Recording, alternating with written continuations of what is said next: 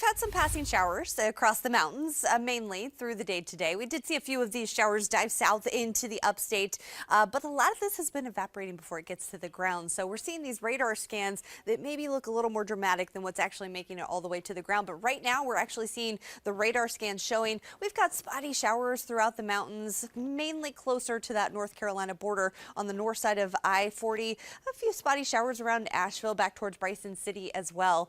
As we take a look through the rest of the overnight hours, I do expect this to pick up a little bit more once we get closer to about 2 o'clock in the morning when most of you are asleep.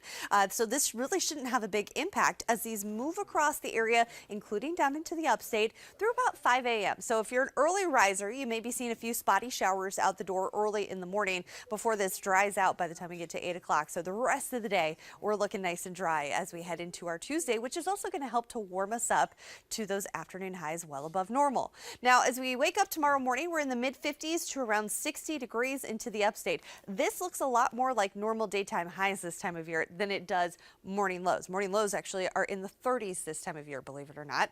Mid-40s to the low 50s up across the mountains. So this is very mild to wake up to. And tomorrow afternoon is going to be probably a couple of degrees warmer than what we had today, where we topped out in the 60s and 70s. We should make it to the mid-70s all across the upstate with 75 in Spartanburg, down to Union, Elberton, into Clemson, 73 in Greenville, 74 in Forest City there in the foothills, and then you'll see those 60s into the mountains, mid to upper 60s with partly cloudy skies. Now looking ahead to Thursday, that's the big day here to keep an eye on because that's when we could potentially break some records here. I do think we're going to break morning lows, so record high lows for the day, waking up to morning temperatures in the upper 50s, the low 60s, and then afternoon records as well.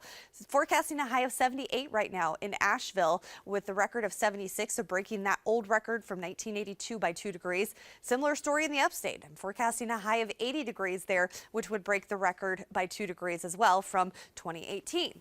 And we're going to keep that warmth going. Really, Thursday is going to be the peak of the warmth. On Friday, we're still in the 60s, ahead of a bigger cool down as we head into the day on Saturday. That's when we're going to see our best chance for rain this week. We're going to throw in a small chance on Friday into the upstate, but a better chance for rain comes into play on Saturday. Plus, you're going to get those afternoon highs back to the low to mid 50s, which is going to be a pretty big shock to the system after those 70s and 80s on Thursday. In the mountains, a small chance for rain on Thursday and Friday, but again, that better chance for rain comes into play Friday night into the day on Saturday with that big cool down in the mountains as well. Tori?